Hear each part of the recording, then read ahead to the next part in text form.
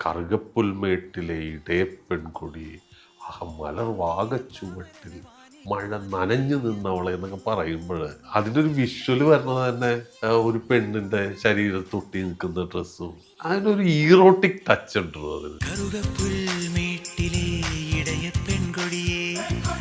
ഈ ടോട്ടൽ ഫിലിമിൽ ഒരു സ്ഥലത്ത് പോലും ഈ ഹീറോ ക്യാരക്ടർ ഇവളൊന്ന് ടച്ച് ചെയ്യുന്ന പോലും ഇല്ല. അപ്പം അത്രമാത്രം ഒരു പരിശുദ്ധമായിട്ടുള്ളൊരു പാട്ടാണ് അവിടെ വേണ്ടത്. പക്ഷെ നമ്മളുണ്ടാക്കിയത് ഒരു ഈറോട്ടിക് സോങ്ങാണ്.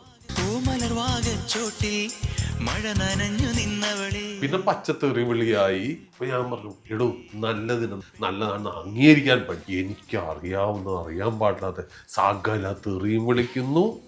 അവസാനം ഹൗസിൽ പോകുന്നു. വണ്ടി നിർത്തണമെന്ന് പറഞ്ഞുകൊണ്ട് ഡ്രൈവറെ തെറി വിളിച്ച് വണ്ടി നിർത്തി വഴിയിലിറങ്ങിപ്പോയി.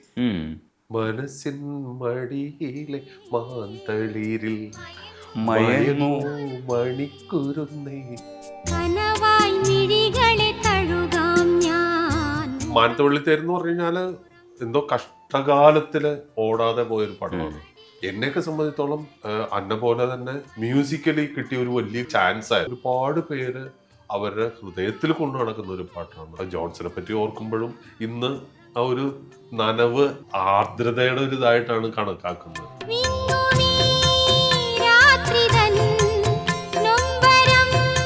ജോൺസൺ ചെയ്യുന്ന കുറെ സത്യനന്ദിക്കാട് അങ്ങനെയൊക്കെയുള്ള കുറെ അവരൊന്നും തന്നെ ഒരിക്കലും വിളിക്കാൻ ഉദ്ദേശിച്ചിട്ടില്ലാത്ത ആൾക്കാരായിരുന്നു. എന്തായാലും ഓൻ സാറിന്റെ ക്വാളിറ്റി എന്തായാലും എന്റെ എഴുത്തിനുണ്ടാവില്ല എന്ന് കൃത്യമായിട്ട് ധാരണ നോക്കുന്നുണ്ട്. തമിഴൻ ഡ്രൈവർ എന്നെ കൂട്ടാതെ തിരിച്ചുപോയി. കാരണം മലയാളി റൈറ്റർ ആണെങ്കിൽ ജുബയും മുണ്ടും താടിയൊക്കെ വേണമെന്ന് എങ്ങനെ ധരിച്ചു വെച്ചു. ഔസേപ്പ് സാറിൻ്റെ രസമുള്ളൊരു സംഭവമാണ് ഒരു വാക്ക് മിണ്ടാതെ എന്നുള്ള പാട്ടില്ലേ, അത് ഭയങ്കര രസമുള്ളതാണ്. നമ്മൾ അത് ചിലർക്ക് ഇഷ്ടപ്പെട്ട് പോയി കഴിഞ്ഞാൽ അത് അഡിക്റ്റായി പോവും. എനിക്ക് വേറൊരു പാട്ടിനെ കുറിച്ച് കൂടെ സംസാരിക്കാനുണ്ട്. യവന കഥയിൽ നിന്ന് വന്ന ഇടയ കന്യക എന്ന് പറയുന്ന പാട്ട്, അതും ഒരു വേറിട്ടൊരു കോമ്പോസിഷനായി തോന്നിയിട്ടുണ്ട്. ആ പാട്ടുകളെ കുറിച്ചുകൂടെ പറയുമോ? ഇത് രണ്ട് പാട്ടിനെ പറ്റി പറയണമെങ്കിൽ ഒരുപാട് പറയാനുണ്ട്. അതെങ്ങനെ ചുരുക്കി പറയണമെന്ന് എനിക്കറിയില്ല. യവന കഥയിൽ നിന്ന് വന്നതെന്ന് പറഞ്ഞാൽ ഞങ്ങള് മിക്കവാറും കമ്പോസിഷന് ഇപ്പൊ ഞങ്ങൾ ഭയങ്കര മാനസികമായിട്ട് ഭയങ്കര അടുപ്പമുള്ള ആൾക്കാരെന്നാണ് എല്ലാവരുടെയും തെറ്റിദ്ധാരണ. അതിനേക്കാൾ അപ്പുറം തമ്മിത്തല്ലി തെറി വിളിച്ച് വഴക്കിട്ട് വണ്ടിയിൽ നിന്ന് ഇറങ്ങിപ്പോയിട്ടുള്ള സന്ദർഭങ്ങളും അങ്ങനെ ഒരു സന്ദർഭം എന്ന് പറഞ്ഞാൽ അന്ന എന്ന് പറയുന്ന ആ പടം ഷൂട്ട് നടന്നില്ല. പക്ഷെ കമ്പോസിഷൻ എല്ലാ പാട്ടും ഡിഫറെൻ്റ് ആയിട്ടുള്ള പാട്ട്. അപ്പം അങ്ങനെ അതിൻ്റെ കമ്പോസിഷൻ ഓരോ പാട്ടുകള് അരയാലിലകൾ അഷ്ടപതി പാടും, ദെൻ ആർദ്രമായ നിമിഷം, ഇങ്ങനെ ഓരോ പാട്ടുകൾ ഉണ്ടാക്കി ഒരു പാട്ട് ഒരു ലവ് സോങ് മാത്രമാണ് അവസാനത്തെ കമ്പോസിഷനായിട്ട് വർത്തിച്ചത്. അപ്പോൾ ഓരോ ദിവസവും അന്ന് ജോർജ് സാറിൻ്റെ ഒരു തെലുങ്ക് പടത്തിന്റെ ഷൂട്ടിംഗ് മദ്രാസിൽ നടക്കുകയാണ്. അപ്പൊ ഷൂട്ടിംഗ് കഴിഞ്ഞ് റൂമിൽ പോയി ഒന്ന് ഫ്രഷ് ആയി കഴിഞ്ഞാൽ ജോർജ് സാറ് പാട്ട് കേൾക്കാൻ വേണ്ടി വരും. മിക്കവാറും ജയന വിൻസെന്റ് അങ്ങനെ ഒരു ഗ്രൂപ്പും കൂടി ഉണ്ടാവും, നമ്മുടെ സ്ഥിരം ടീം. അപ്പൊ ഇവർ വന്ന് ഓരോ പാട്ടും ഭയങ്കരമായിട്ട് അപ്രീഷിയേറ്റ് ചെയ്യപ്പെടുന്നു. അപ്പൊ ഞങ്ങൾക്കും ഭയങ്കര ത്രില്ലാണ് ഇത്. കാരണം വെച്ചാല് എന്നെ സംബന്ധിച്ചിടത്തോളം അത് എൻ മോഹൻ എന്ന് പറയുന്ന റൈറ്ററുടെ സബ്ജക്റ്റാണ്. അതുകൊണ്ടിട്ട് ലിറ്റററി വാല്യൂ ഉള്ളതായത് കൊണ്ടിട്ട് നമുക്ക് എഴുത്ത് ഭയങ്കര ഈസിയായി. ഒപ്പം തന്നെ അതിൻ്റെ അകത്തൊരു ചലഞ്ച് എന്ന് പറഞ്ഞു കഴിഞ്ഞാൽ എൻ മോഹൻ സാർ അദ്ദേഹത്തിന് ഒരേ ഒരു റിക്വസ്റ്റേ ഉണ്ടായിരുന്നുള്ളൂ സബ്ജക്റ്റ് കൊടുക്കുമ്പോൾ, ഇത് ഓയിനി സാർ എഴുതണം. പക്ഷെ ജോർജ് സാർ ആദ്യം തന്നെ അത് കട്ട് ചെയ്തു. പാട്ട് ആരെഴുതണമെന്ന് ഞാൻ നിശ്ചയിച്ചോളാം എന്നുള്ളൊരു ഇതിൻ്റെ അകത്ത് ഞാൻ എഴുതിയാൽ മതി എന്നുള്ള. അപ്പം ഞാൻ ഓയിനി സാർ എന്ന് പറഞ്ഞു കഴിഞ്ഞാൽ അയ്യോ സാർ എഴുതിക്കോട്ടെ എന്നല്ലേ ഞാൻ പറയുള്ളൂ. കാരണം ആ തർവത്തിൽ ഞാൻ തന്നെ സാറിനെ വിളിച്ചിട്ട് പാട്ട് എഴുതിച്ച മനുഷ്യനാണ്. അപ്പോൾ അത് വേണ്ട, നീ എഴുതിയാൽ മതി. അപ്പോൾ അടുത്തതെന്ന് പറഞ്ഞു കഴിഞ്ഞാൽ ഓയിനി സാറിന് വേണം എന്ന് പറയുന്നത് എൻ്റെ വിചാരം എന്ന് പറഞ്ഞു കഴിഞ്ഞാൽ ആ ക്വാളിറ്റി വേണം എന്നുള്ള ധാരണ ഉണ്ടാവുമല്ലോ, അതുകൊണ്ടിട്ടായിരിക്കും. എന്തായാലും ഓൻ സാറിന്റെ ക്വാളിറ്റി എന്തായാലും എൻ്റെ എഴുത്തിനുണ്ടാവില്ല എന്ന് കൃത്യമായിട്ട് ധാരണ നോക്കുന്നുണ്ട്. ഇപ്പൊ അതൊരു വലിയ ചലഞ്ചായി. അങ്ങനെ ഇതിന്റെ കമ്പോസിങ് തുടങ്ങി. ഓരോ ദിവസവും ഓരോ പാട്ടിങ്ങനെ ഉണ്ടായിക്കൊണ്ടിരിക്കുക. അപ്പൊ രാത്രി ഓരോ ഇരുന്ന് കേട്ട് എല്ലാവരും ഭയങ്കരമായിട്ട് അപ്രീഷിയേറ്റ് ചെയ്യും, കൈ തരുന്നു. എഴുത്ത് ഓരോന്നിന്റെ എഴുത്ത് ഡിഫറെൻ്റ് ആണെന്നുള്ള. അപ്പൊ ഞാനും പല പരീക്ഷണങ്ങൾ നടത്തുന്നുണ്ട്. അതിൽ ആർദ്രമായ നിമിഷം, പ്രേമാർദ്രമായ നിമിഷം, മരാള മാനസ മിഥുനങ്ങൾ മനസ്സറിയിച്ച നിശീഥിനിയിൽ ഏ, ആ, മരാള മാനസ മിഥുനങ്ങൾ മനസ്സറിയിച്ച നിശീഥിനിയിൽ അരികിൽ വന്ന് കളിച്ചിരി ചൊല്ലി കുളിരണിയിച്ച നിലാവേ നീയും പാഴ്മണ്ണിൽ വീണോ. അതിപ്പോ ഞാൻ ഈ ഇച്ച ഇങ്ങനെ ഉപയോഗിച്ചിട്ട് ഞാൻ പറഞ്ഞത് ഭാസ്കരൻ മാഷിനുള്ള ട്രിബ്യൂട്ടാണ്. മാഷാണല്ലോ ഇങ്ങനെയുള്ള നാടൻ പ്രയോഗത്തിനൊക്കെ. അപ്പൊ അതൊക്കെ ഇങ്ങനെ ഇതായിട്ട് ഞാനും ഭയങ്കര ത്രില്ലിലാണ്. നമുക്കിങ്ങനെ ഒരു ഓപ്പൺ ചാൻസ് കിട്ടുക, 5-6 പാട്ടുകൾ, ടോട്ടലി മ്യൂസിക് സബ്ജക്റ്റ്, അതിന്റെ ത്രില്ലിലാണ്. അങ്ങനെ അവസാനം ലവ് സോങ്ങിന്റെ കമ്പോസിഷൻ വന്നു. ഔസേപ്പ് ഒരു അടിപൊളി ട്യൂൺ ഇടുന്നു. ട്യൂൺ കേട്ട ഉടനെ ഞാൻ എൻ്റെ ലിറിക്സ് എഴുതുന്നു. കറുകപ്പുൽമേട്ടിലെ ഇടയപ്പെൺകൊടിയെ അഹ മലർ വാകച്ചുവട്ടിൽ മഴ നനഞ്ഞു നിന്നവളെ. അത് നല്ല പഞ്ച്, ഓ അസാമാന്യ പഞ്ചുള്ള മ്യൂസിക്കും എന്ന മെലഡിയുണ്ട്. എഴുത്തെന്ന് പറഞ്ഞാൽ അതിനേക്കാൾ അപ്പുറം അതിനോട് മറിച്ചായിട്ട് നിൽക്കുന്നു. അഹാ എന്നൊക്കെ ഉള്ളത് അതിൻ്റെ കൂടെ ചേർന്ന് നിൽക്കുക. പാട്ട് കേട്ട് എല്ലാവർക്കും ഇഷ്ടമായി, ഗംഭീരമായി കൈയെടുത്ത്. ഞാനിങ്ങനെ താടിക്ക് കൊടുത്തിരിക്കുക. അപ്പൊ അന്ന് ഞങ്ങൾക്കൊന്ന് എയർപോർട്ടിൽ പോകണമായിരുന്നു. മമ്മൂട്ടി അന്ന് അമേരിക്കക്ക് പോകുന്ന ദിവസമായിരുന്നു. അപ്പം മമ്മൂക്കെ യാത്ര അയച്ചിട്ട് തിരിച്ചു വരുമ്പോഴേക്കും ഇയാൾ ചോദിച്ചു, എന്താണ് തനിക്കൊരു സന്തോഷമില്ലാത്തത്? അപ്പോൾ കമ്പോസിങ് തീരുന്ന ദിവസം എല്ലാം വർക്കും തീർന്നതിൻ്റെ പ്രമാണിച്ച് ഒരു ഫുൾ ബോട്ടിൽ വിസ്കി വാങ്ങിച്ചു വെച്ചിരിക്കുകയാണ്. റോയൽ സല്യൂട്ടാ, റോയൽ ചലഞ്ച് എന്ന് എന്തോ പറയുന്നത്, മദ്രാസിൽ കിട്ടുന്ന അന്നത്തെ ഏറ്റവും നല്ല വിസ്കി ഒരെണ്ണം വാങ്ങിച്ചു വെച്ചിരിക്കുകയാണ്. സോഡ എല്ലാം റെഡിയാക്കി വെച്ചാൽ വന്ന് അടിച്ച് തകർക്കാൻ വേണ്ടിയിട്ട്. എയർപോർട്ടിൽ നിന്ന് തിരിച്ചു വരുമ്പോഴേക്കും ചോദിച്ചു, താൻ എന്താണ് ഒരു ഹാപ്പി അല്ലാത്തത്? ഞാൻ പറഞ്ഞു, എടോ ആ സിറ്റുവേഷൻ, ആ പാട്ട് ചേരുന്നില്ല എന്നാണ് എൻ്റെ അഭിപ്രായം. ചേരുന്നില്ലേ? എടോ അത് ഒരു ലവ് സോങ് എന്ന് പറയുമ്പോൾ ഇതിൻ്റെ അകത്തൊരു സെക്സിൻ്റെ ടിഞ്ച് വന്നിട്ടില്ലേ? സെക്സ് ഈ കറുകപ്പുൽമേട്ടിലെ ഇടയപ്പെൺകൊടി ആ മലർ വാകച്ചുവട്ടിൽ മഴ നനഞ്ഞു നിന്നവളെ എന്നൊക്കെ പറയുമ്പോൾ അതിൻ്റെ ഒരു വിഷ്വൽ വരുന്നത് തന്നെ ഒരു പെണ്ണിൻ്റെ ശരീരം തൊട്ടി നിൽക്കുന്ന ഡ്രസ്സും അതിനൊരു ഈറോട്ടിക് ടച്ച് ഉണ്ടോ അതിന്. അതിൽ ഈ ടോട്ടൽ ഫിലിമിൽ ഒരു സ്ഥലത്ത് പോലും ഈ ഹീറോ ക്യാരക്ടർ ഇവളൊന്ന് ടച്ച് ചെയ്യുന്ന പോലും ഇല്ല. അപ്പം അത്രമാത്രം ഒരു പരിശുദ്ധമായിട്ടുള്ളൊരു പാട്ടാണ് അവിടെ വേണ്ടത്. പക്ഷെ നമ്മളുണ്ടാക്കിയത് ഒരു ഈറോട്ടിക് സോങ് ആണ്. അപ്പം ഇയാൾ പറഞ്ഞു, അത് തൻ്റെ എഴുത്തിലല്ലേ? ഞാൻ പറഞ്ഞത്, ഞാൻ എഴുതിയിട്ടുണ്ടെങ്കിൽ അത് തൻ്റെ ട്യൂണിലുണ്ടെന്നർത്ഥം. അപ്പം ഇയാള് ഉടനെ അയാൾ ട്രാക്ക് മാറ്റി. അയാൾ പറഞ്ഞു, എല്ലാ പ്രേമവും അതൊക്കെ തന്നെയാണ്, അത് വേണ്ട, അല്ലാത്ത പ്രണയമുണ്ട്. എന്നാൽ താൻ ഒരു പാട്ട് പറയും. അപ്പം ഞാൻ പറഞ്ഞു, ഏകാന്ത സന്ധ്യകളിൽ നിന്നെ ഓർത്ത് ഞാൻ കരഞ്ഞു, ഏഴിലം പാലപൂത്തു ഉമരങ്ങൾ കുടപിടിച്ച്. അല്ല, എവിടെയാണോ ഈറോട്ടിക് ഇതുള്ളത്? ഇയാള് ഉത്തരം മുട്ടി. ഉടനെ ആള് വന്ന്, ആ പന്നപ്പാട്ടാണ് താൻ ഇത്ര വലിയ കാര്യമായിട്ട് പറയണോ? എനിക്ക് ഏറ്റവും പ്രിയപ്പെട്ട പാട്ട് അത് പന്നപ്പാട്ടായിട്ടൊന്നും ധരിച്ചിട്ടൊന്നും അല്ല, തർക്കം വിജയിക്കാൻ വേണ്ടിയിട്ട് പറഞ്ഞതാണ്. എൻ്റെ അടുത്ത് എന്തും പറയാനുള്ള സ്വാതന്ത്ര്യം ഉള്ളതുകൊണ്ടിട്ട് എനിക്കിതോട് കേട്ടോടുകൂടി എൻ്റെ കൺട്രോൾ കംപ്ലീറ്റ് പോയി. പിന്നെ പച്ചത്തെറി വിളിയായി. അപ്പൊ ഞാൻ പറഞ്ഞു, എടോ നല്ലതിന് നല്ലതാണെന്ന് അംഗീകരിക്കാൻ പഠിക്കുക. നമുക്ക് പറഞ്ഞു, അറിയാൻ പാടില്ലാത്ത സകല തെറിയും വിളിക്കുന്നു. എന്തിന്? അവസാനം ഔസേപ്പ് പറഞ്ഞു, വണ്ടി നിർത്തണമെന്ന് പറഞ്ഞുകൊണ്ട് ഡ്രൈവറെ തെറി വിളിച്ച് വണ്ടി നിർത്തി വഴിയിലിറങ്ങിപ്പോയി. എനിക്കെന്ന് പറഞ്ഞു കഴിഞ്ഞാൽ ഇത്ര ആയിക്കഴിഞ്ഞപ്പോൾ 2 അടിയും കൂടി കൊടുക്കണമായിരുന്നു എന്നുള്ള ഒരു എനിക്കങ്ങ് എൻ്റെ ദേഷ്യവും ഇതൊന്നും കൺട്രോൾ ചെയ്യാനേ പറ്റുന്നില്ല. ആ കലി കംപ്ലീറ്റ് വന്ന് ആ കുപ്പിയുടെ മുകളിൽ തീർത്തു. ഒരു ഫുൾ ബോട്ടില് വിസ്കി ആ രാത്രി ഞാൻ ഒറ്റക്കടിച്ച് തീർക്കുന്നു. അവസാനം എനിക്ക് നേരെ കിടക്കാൻ പോലും വയ്യ. ബെഡിൽ കിടന്നിട്ട് ഞാൻ വഞ്ചിയായിട്ട് ഇങ്ങനെ ആടിക്കൊണ്ടിരിക്കുകയാണ്. അവിടെ നിന്ന് എപ്പോഴോ ഒരു ബോധമില്ലാതെ ആട്ടമൊക്കെ നിന്ന് ബോധമില്ലാതെ അവിടെ കിടന്നുറങ്ങി. എപ്പോഴും ഫോൺ അടിക്കുന്നു. ഞാനിങ്ങനെ കണ്ണൊന്നും തുറക്കാതെ ഫോൺ എടുക്കുമ്പോൾ അപ്പം ഹലോ ഹൗസേ പാടുന്നു. എന്താണോ?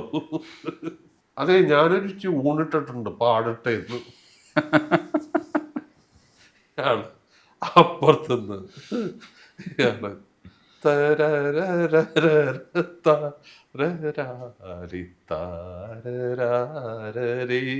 ഇപ്പൊ ഞാൻ ഇവന് ബോധം ഇപ്പോഴും കെട്ടിറങ്ങിയിട്ടില്ല, കണ്ണു തുറന്നിട്ടില്ല.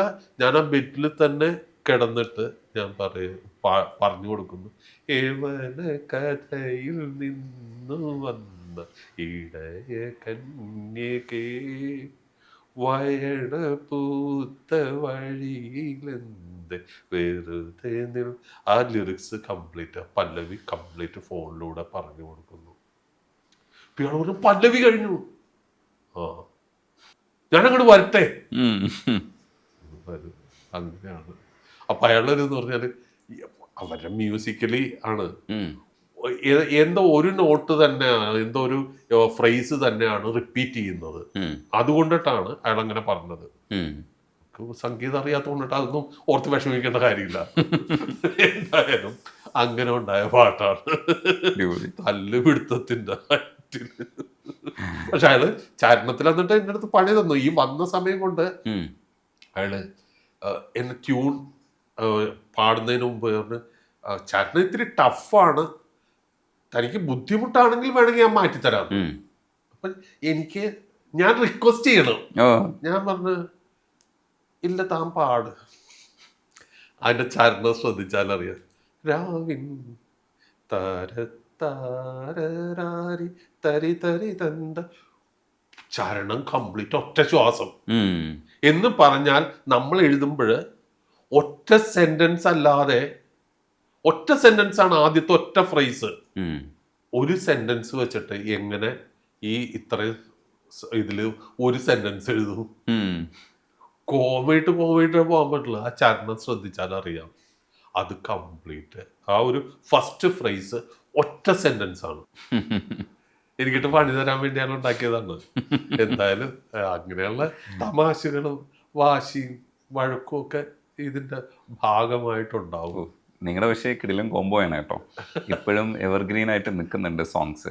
അതേപോലെ ജോൺസൺ മാഷുമായിട്ട് ചേർന്നിട്ട് ഒത്തിരി പാട്ടുകൾ ചെയ്തിട്ടുണ്ട്. അതിൽ വ്യത്യസ്തമായ ഒരു പാട്ട് നമ്മൾ സംസാരിച്ചിട്ടുണ്ടായിരുന്നു, ഇല്ലിക്കാടും മാലയും മണിയും, ചൈനീസ് സോങ്. പക്ഷേ മാനത്തെ വെള്ളിത്തേരിൽ കുറേ പാട്ടുണ്ട്. മാനത്തെ വെള്ളിത്തേരിൽ പൂരം കാണാൻ പോരും പുതിരാ പെണ്ണേ നിൻ. പുതിരാ പെണ്ണെ പ്രയോഗിക്കുമ്പോൾ നമ്മൾ ശ്രദ്ധിച്ചായിരുന്നു, നിന്മാരൻ്റെ പേർ ചൊല്ലുമോ. അതിൽ സൂപ്പർ ഹിറ്റ് ആയിട്ടുള്ള വേറൊരു പാട്ടുള്ളതാണ് മനസ്സിൻ മടിയിലെ മാന്തളിരെ.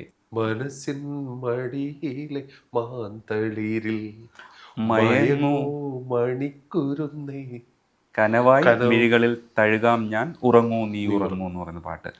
മാനത്തെ വെള്ളിത്തേര് എന്ന് പറഞ്ഞു കഴിഞ്ഞാല് എന്തോ കഷ്ടകാലത്തില് ഓടാതെ പോയൊരു പടമാണ്. പക്ഷെ എന്നെയൊക്കെ സംബന്ധിച്ചോളം ഇതേപോലെ അന്ന പോലെ തന്നെ മ്യൂസിക്കലി കിട്ടിയ ഒരു വലിയൊരു ചാൻസ് ആയിരുന്നു. കാരണം അതിൻ്റെ അകത്ത് പാട്ട് കോർത്തും പവിഴം കോർത്ത്, അതിനൊക്കെ എത്ര വേരിയേഷൻ ആണുള്ളത്. അതായത് ഒരു പാട്ടിൽ തന്നെ 4-5 വേരിയേഷൻ, വേറെ വേറെ ട്യൂൺ, വേറെ താളം, ഭയങ്കര ടഫായിട്ടുള്ള കമ്പോസിഷൻസ്. അപ്പൊ അതിനൊക്കെ ഓരോന്ന് ഒന്നിന്റെ സ്വഭാവം അനുസരിച്ച് ഫോക്കിലേക്ക് പോകണം, വെസ്റ്റേണിലേക്ക് പോകണം. അതിൻ്റെ അകത്ത് ഒരു അടി നടക്കുന്നതും പാട്ടാണ്. അങ്ങനെ അതിൽ പക്ഷേ ഏറ്റവും ഇതായിട്ട് ഒരുപാട് പേര് അവരുടെ ഹൃദയത്തിൽ കൊണ്ടു നടക്കുന്ന ഒരു പാട്ടാണ് മനസ്സിൻ മടിയിലെ മാന്തളി. ജോൺസനെ പറ്റി ഓർക്കുമ്പോഴും ഇന്ന് ആ ഒരു നനവ് പലരും ഒരു ആർദ്രതയുടെ ഒരു ഇതായിട്ടാണ് കണക്കാക്കുന്നത്. ഏതുമേ താങ്ങും ഈ ഭൂമി ഞാനില്ലയോ എന്നൊക്കെ പറയുന്ന പ്രയോഗവും. അല്ല, ഏറ്റവും രസമായിട്ടുള്ള കാര്യം, ഞാനും വൈഫും കൂടെ വിജയ് സൂപ്പറും പൗർണമി എന്ന് പറഞ്ഞിട്ട് പടം കാണാൻ വേണ്ടി പോകുമ്പോൾ അപ്പോൾ ഞങ്ങൾ തിയേറ്ററിലിരുന്ന് പടം കാണാൻ തുടങ്ങി. പടം ഫസ്റ്റ് ടൈം. അപ്പോൾ ഞാനതത്ര ശ്രദ്ധിക്കുന്നില്ല. പെട്ടെന്ന് വൈഫ് പറഞ്ഞു, ഈ ചേട്ടൻ്റെ പേര്? ഞാൻ ചോദിച്ചു, എൻ്റെ പേരോ? ചുമ്മാ നിനക്ക് തോന്നിയായിരിക്കും.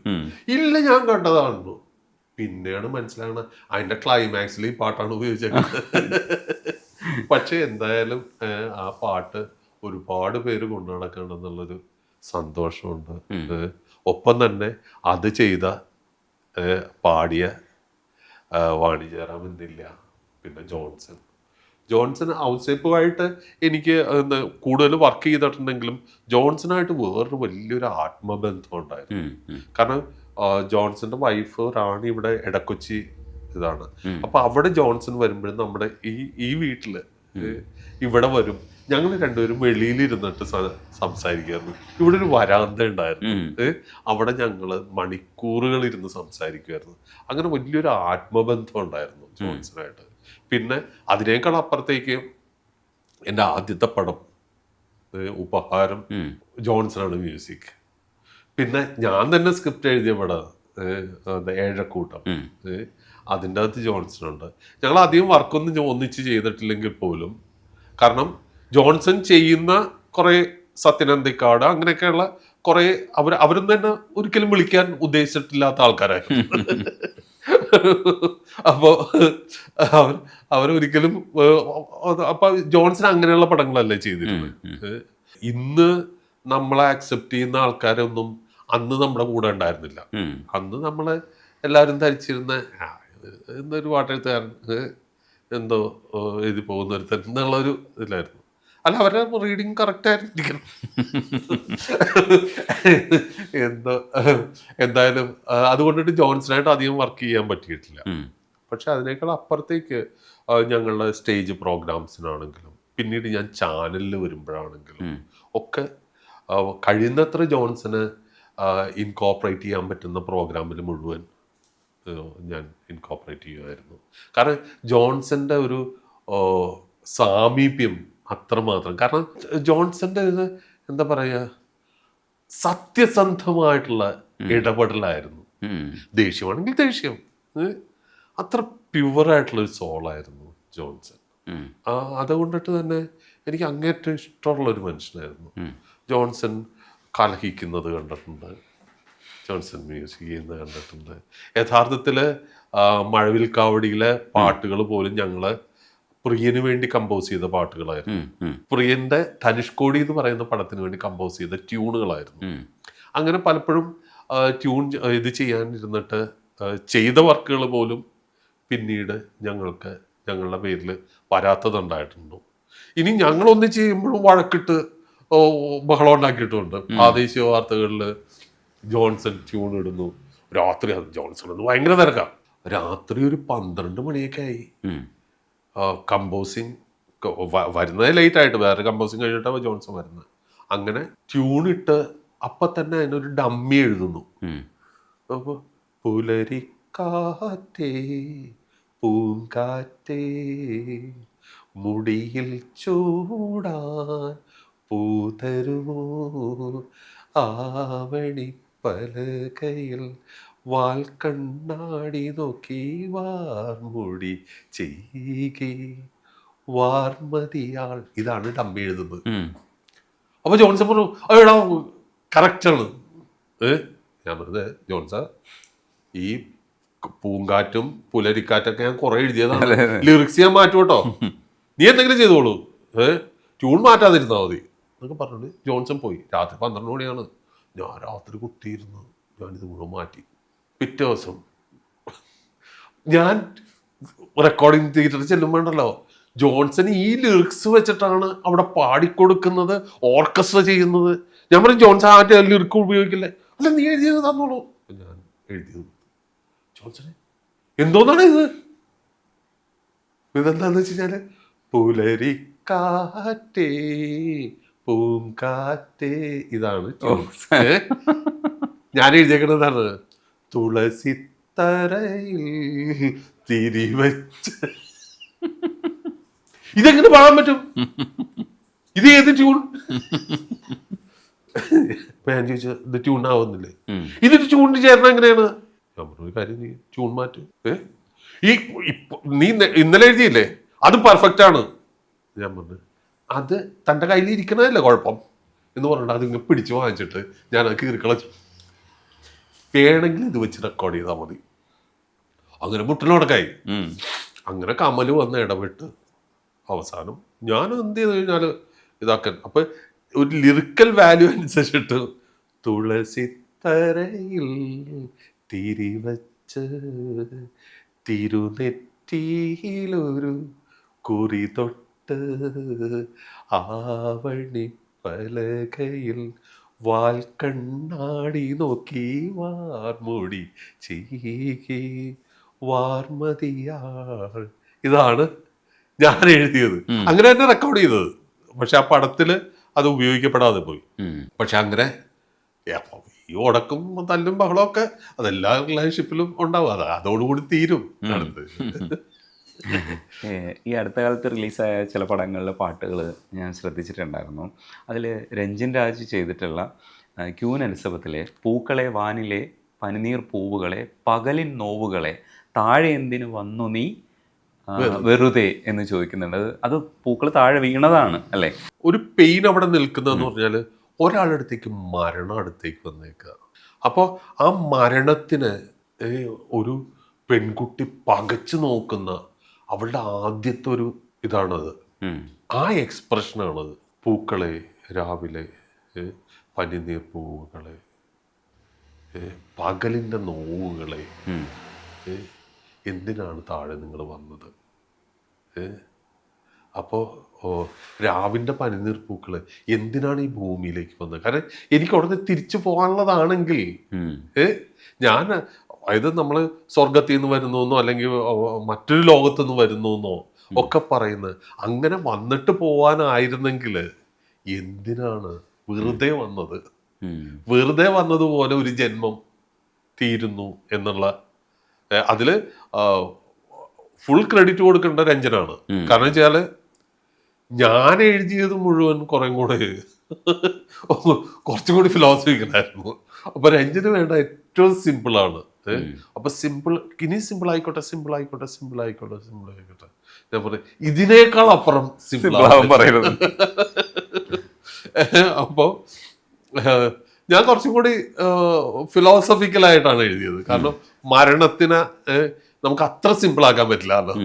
പക്ഷെ അതിലെ ഓരോ ഫ്രൈസും ഹുക്കും എല്ലാം അപ്പൊ രഞ്ജൻ അവസാനം ഹാപ്പി ആക്കുക എന്നുള്ളത്. അതായത് നമ്മളിപ്പോ അതിൻ്റെ അകത്തൊരു കാര്യം എന്ന് പറഞ്ഞാല് ഈ ജനറേഷൻ അതാണ് വേണ്ടത്. കാരണം ഇപ്പോഴത്തെ ജനറേഷനിൽ രഞ്ജന്റെ ഒപ്പവും മിഥുൻ മുകുന്ദന്റെ ഒപ്പമാണ് ഞാൻ 2 വർക്ക് ചെയ്തത്. ഒന്ന് പവീത കെയർ ടേക്കറിലെ പിറകിലാരോ വിളിച്ചോ മധുരനാരകം പൂത്തോ. അത് ഒരു നോർമലിനേക്കാൾ അപ്പുറം ഒരു കോൺവെർസേഷൻ പോലെയുള്ള പാട്ടാണത്. 2 ഡിഫറെന്റ് എക്സ്പീരിയൻസ് ആയിരുന്നു. 2 പേരും ഹാപ്പി ആണെന്നാണ് എൻ്റെ അടുത്ത് ഭാവിച്ചത്. ശരിക്കും അങ്ങനെയാണോ എന്ന് എനിക്കറിയില്ല കേട്ടോ. എന്തായാലും മിഥുൻ മുകുന്ദൻ നമ്മുടെ ഒരു സുഹൃത്തിൻ്റെ അടുത്ത് പറഞ്ഞു, ഓ ഈ ഷിബു സാറൊക്കെ സീനിയേഴ്സ് ആണ്, എങ്ങനെയായിരിക്കും നമ്മളുമായിട്ട് ഡീൽ ചെയ്യാന്നൊക്കെ പേടിച്ചിട്ടാണ് നിന്നത്. എന്തൊരു ഈസിയാണ് വർക്ക് ചെയ്യാൻ എന്ന് ഇവൻ ആശ്ചര്യപ്പെട്ട് പറഞ്ഞു എന്ന് പിന്നീട് നമ്മുടെ സുഹൃത്ത് പറഞ്ഞു. എന്തായാലും നമ്മളെ സംബന്ധിച്ചോളം ഏത് ട്യൂൺ കിട്ടിക്കഴിഞ്ഞാലും നമുക്ക് എഴുതാം. അപ്പോൾ ശരിക്കും സാറ് അപ്ലൈഡ് ആർട്ടാണെന്ന് പറയുമ്പോഴും അതിൻ്റെ ക്രാഫ്റ്റ് ഞങ്ങൾ തിരിച്ചറിയുന്നുണ്ട്. അതുകൊണ്ടാണ് ഇപ്പോഴും ഈ പാട്ടുകളെ കുറിച്ചൊക്കെ സംസാരിക്കുന്നത്. അല്ല, ഇതിൻ്റെ അകത്ത് ഞാൻ അപ്ലൈഡ് ആർട്ട് എന്നുള്ളത് പറയുമ്പോൾ തന്നെ ഇതിൻ്റെ അകത്ത് ഒരു സൗന്ദര്യം ഇപ്പം നമ്മുടെ അടുത്ത് പറയണ്ടല്ലോ, കവിത വേണ്ട എന്നൊക്കെ പറയുമ്പോൾ എന്താണ് കവിത എന്ന് പറയുന്ന ഒരു കാര്യമുണ്ട്. ഈ കവിത എന്ന് പറയുന്നത് ഈ അക്ഷരങ്ങൾ ഉണ്ടാക്കുന്ന ഒരു സൗന്ദര്യമാണ് ഈ കവിത. അല്ലാതെ കട്ടിയുള്ള വാക്കുകളോ ഒന്നുമല്ല. നീലമാമരങ്ങളിൽ ചാരി നിന്നിളന്തന്നൽ താളമടിക്കാൻ പോലും മറന്നുപോയി എന്ന് പറയുന്നിടത്താണ് കവിത ഇരിക്കുന്നത്. ഈ ചെയ്യുന്ന വർക്കുകൾ എവിടെയോ ഈ സൗന്ദര്യത്തിന് ടച്ച് ചെയ്യുമ്പോഴാണ് ഇത് അപ്ലൈഡ് ആർട്ട് എന്ന് പറയുമ്പോൾ തന്നെ സിനിമയിൽ അതെങ്ങനെ വരുന്നു എന്നുള്ള ഒരു ഇതിലാണ് പറയുന്നത്. അത് എവിടെയോ പോയിട്ട് ഈ പോയിട്രിയെ ടച്ച് ചെയ്യുന്നത് കൊണ്ടിട്ടാണ്. ഇപ്പം നമ്മളൊരു നല്ല പരസ്യത്തിന് നല്ലൊരു പെയിന്റിങ് ഉപയോഗിച്ചൂടെ? എവിടെയെങ്കിലും ആ പെയിന്റിന്റെ ആ ഒരു താളവും കളറും ഒക്കെ ഒന്നിച്ചു വരുമ്പോഴാണ് ആ ഒരു നല്ല പരസ്യം പോലും ആവുന്നത്. തീർച്ചയായിട്ടും. എന്ന് പറയുന്നത് പോലെ ഒരു സിനിമാ പാട്ട് അപ്ലൈഡ് ആർട്ടാണെന്ന് പറയുമ്പോൾ തന്നെ അതിൻ്റെ അകത്ത് നമ്മുടെ മനസ്സിനെ വന്ന് തൊടുന്ന ഒരു കാവ്യാംശം വേണം. ആ പാട്ടേ നിലനിൽക്കുള്ളൂ. സർ, ഗോപി സുന്ദറിൻ്റെ ഒരു പാട്ടും കൂടെ പറഞ്ഞ് ഇപ്പോൾ നമുക്ക് ഈ കോൺവെർസേഷൻ അവസാനിപ്പിക്കാമെന്നാണ് വിചാരിക്കുന്നത്. സന്തോഷം. കടല് കാണാത്തൊരുത്തിക്കൊരു കവിത ഞാൻ കൊടുത്തയച്ചു. കടല് കാണാത്ത ഒരുത്തിക്ക് ഞാനൊരു കവിത അയച്ചു കൊടുത്തു. കടലാസ് കുമ്പിളിൽ കോരിയെടുത്തൊരു കടലായിരുന്നു അത്. അപ്പൊ ഇവള് ചോദിക്കുന്ന കരയെത്ര തള്ളി അകറ്റിയിട്ടും പോവാത്ത തിരയായിരുന്നു അത് എന്ന്. അത് ഇവള് പറയുന്നത് കടലെത്ര തള്ളി അകറ്റിയിട്ടും പോവാത്ത തിരയായിരുന്നോ അത് എന്ന് പറയുന്ന ഒരു. അപ്പൊ ഗോപി എടുത്ത് ഈ ജീവൻ എന്ന് പറയുന്ന കമ്പോസിങ് ടൈമില് ബാക്കിയുള്ള ഒരു കള്ളുപാട്ടുണ്ടായിരുന്നു, കള്ളം പറയാത്ത കള്ള എന്ന് പറഞ്ഞിട്ട്. പിന്നെ മതിലേഖ മാഞ്ഞു, അവരുടെ ലൈഫിന്റെ സെപ്പറേഷൻ്റെ ഒരു സമയത്ത് ഉപയോഗിക്കുന്ന പാട്ടുണ്ടായിരുന്നു.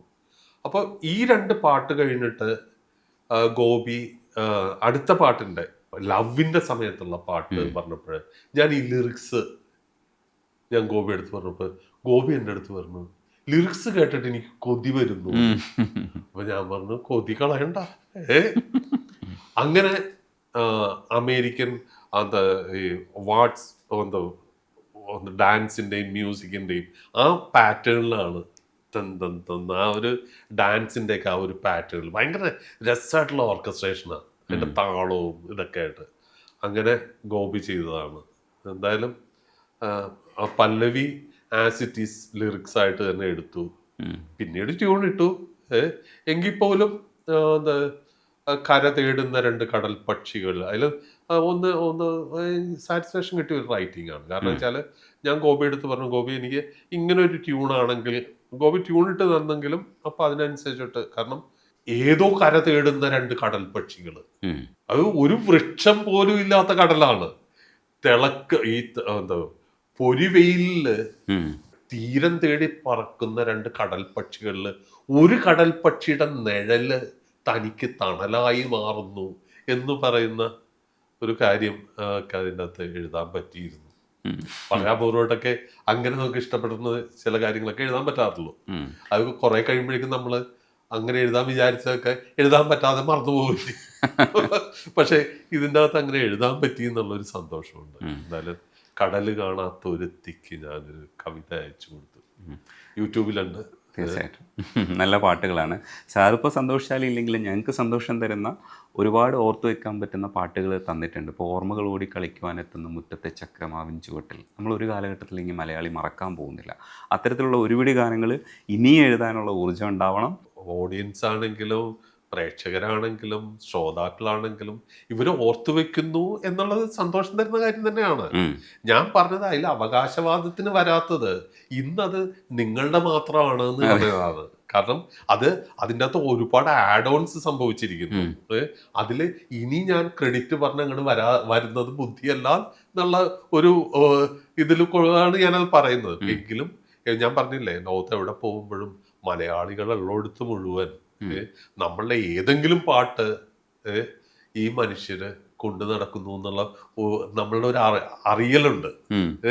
അവര് വന്നിട്ട് ഒരു സെൽഫി എടുക്കാനൊക്കെ, ഇന്ന പാട്ട് എനിക്ക് ഭയങ്കര ഇഷ്ടമാണ്, ഒരു സെൽഫി എടുക്കട്ടെ, ഒരു സെൽഫി എടുത്തോട്ടെ എന്നൊക്കെ ചോദിച്ചിട്ട് വരുന്നത് സത്യമായിട്ട് സന്തോഷമുള്ള കാര്യം തന്നെയാണ്. അത് സന്തോഷിക്കില്ല എന്ന് പറഞ്ഞാൽ ഞാൻ ലോകത്തിലെ ഏറ്റവും വലിയ കളവ് പറയുന്ന ഒരാളായിരിക്കും. അത് സന്തോഷം ഇല്ലാന്നല്ലേ പറഞ്ഞത്. ഞാൻ അത് മാത്രമായിട്ടുള്ളൊരു ഞാൻ പറഞ്ഞു നടക്കുന്നതിൽ അർത്ഥമില്ല എന്ന് ഞാൻ പറഞ്ഞത്. അത് അന്നത്തെ ഒരു ഇതിൽ ഞാൻ എഴുതി കഴിഞ്ഞു. പക്ഷെ ഇന്ന് അതെല്ലാം ഇത് പ്രേക്ഷകരെയാണ്. അവിടെ വന്നിട്ട് ഞാൻ ആ പാട്ടിനെ തള്ളി പറഞ്ഞു കഴിഞ്ഞാൽ അവരെന്നെ തല്ലിന്നിരിക്കും. കാരണം അവരുടെ ജീവിതത്തിന്റെ ഭാഗമായിട്ട് എടുത്തു വെച്ചിരിക്കുന്ന പാട്ടുകളാണ്. അത് ആ ഒരു കാലഘട്ടവും അവരുടെ ജീവിതവും ഒക്കെ അതിൻ്റെ ഒപ്പം, അവരുടെ ഓർമ്മകളും ഒക്കെ അതിൻ്റെ ഒപ്പം എടുത്ത് വെച്ചിരിക്കുന്നത്. അതുകൊണ്ടാണ് അതിൽ എനിക്കൊരു ക്രെഡിറ്റും ഇന്നില്ല. പണ്ട് ഞാൻ എഴുതി, ഇന്ന് അത് അവരുടെയാണ്. അത് ഇതോടുകൂടി തന്നെ മനസ്സിലാക്കണം. കെട്ടിച്ചു കൊടുത്ത മകള് അത്ര മകള് തന്നെയാണ്. പക്ഷെ ഇന്ന് അത് അവർക്ക് കുടുംബവും ഇതൊക്കെ ആയിന്ന് പറയുന്നത് പോലെ തന്നെയാണ് ഓരോ വർക്കും. ഇപ്പോൾ റൂൾസിനെ ബ്രേക്ക് ചെയ്യുമ്പോഴും പ്രോഗ്രസീവ്നെസ് പറയുമ്പോഴും നിന്നെ എണീക്കാൻ താമര നൂലിനാൽ ഞാനൊരു പൂത്താലി തീർത്തെടുത്തു, നീ വരുവോളം വാടാതിരിക്കുവാൻ ഞാൻ എടുത്തു വെച്ചു, എൻ്റെ ഹൃത്തിൽ എടുത്തു വെച്ചു. അപ്പം ഞങ്ങൾ ഹൃദയത്തിൽ ചേർത്ത് വെച്ചിരിക്കുന്ന ഒരുപാട് പാട്ടുകൾ ഇങ്ങനെയുണ്ട്. ചിലതൊക്കെ പ്രോഗ്രസീവാണ്, ചിലതൊക്കെ ആ കാലഘട്ടത്തിന്. ഇതിൻ്റെ അകത്തുള്ള പ്രോഗ്രസീവ് ആവാം, ഒപ്പം ട്രഡീഷണൽ ആവേണ്ടി വരും. കാരണം ഇതെല്ലാം മറ്റൊരു പർപ്പസിന് വേണ്ടി എഴുതുന്നതാണ്. അല്ലാതെ ഈ ഞാൻ എങ്ങനെ ജീവിക്കുന്നു എന്നുള്ളത് അല്ല. എന്നെ ഇപ്പോൾ ഞാനിവിടെ ഷോർട്സും ടീഷർട്ടും ഇട്ടിട്ട് ഒന്ന് ലുലുവില് പർച്ചേസിന് പോകുമ്പോൾ ആൾക്കാർ ശിവ ചക്രവർത്തി ഇങ്ങനെയല്ല അല്ല അക്സെപ്റ്റ് ചെയ്യാൻ പറ്റില്ല. അപ്പൊ ഞാൻ എങ്ങനെയാണെന്നുള്ളതല്ല, ഞാൻ ഒരു പർട്ടിക്കുലർ സിറ്റുവേഷന് വേണ്ടിയിട്ട് എന്നെ എയർപോർട്ടിൽ വന്നിട്ട് ഇവിടുന്ന് മദ്രാസില് ടീഷർട്ടും ഷോർട്സും ഇട്ടിട്ട് ആഡ് ഫിലിം എഴുതാൻ വേണ്ടി പോയിട്ട് തമിഴൻ ഡ്രൈവർ എന്നെ കൂട്ടാതെ തിരിച്ചുപോയി. കാരണം മലയാളി റൈറ്റർ ആണെങ്കിൽ ജുബയും മുണ്ടും താടിയൊക്കെ വേണമെന്ന് എങ്ങനെ ധരിച്ചു വെച്ചു. അതുകൊണ്ട് അവൻ എന്നെ വിളിക്കാതെ പോയി. അപ്പൊ നമ്മളെങ്ങനെ ജീവിക്കുന്നു എന്നുള്ളത് വേറെ കാര്യം. പക്ഷെ നമ്മളിന് ആവശ്യപ്പെടുന്ന ഒരു കാര്യമുണ്ടല്ലോ, ഒരു സിറ്റുവേഷൻ ആവശ്യപ്പെടുന്ന, സിനിമ ആവശ്യപ്പെടുന്ന, അത് നമുക്ക് കൊടുക്കാൻ സാധിക്കണ്ടോ എന്നുള്ളതാണ്. അത് കൊടുത്തുകൊണ്ടേ ഇരിക്കുക, അത് തുടരുക.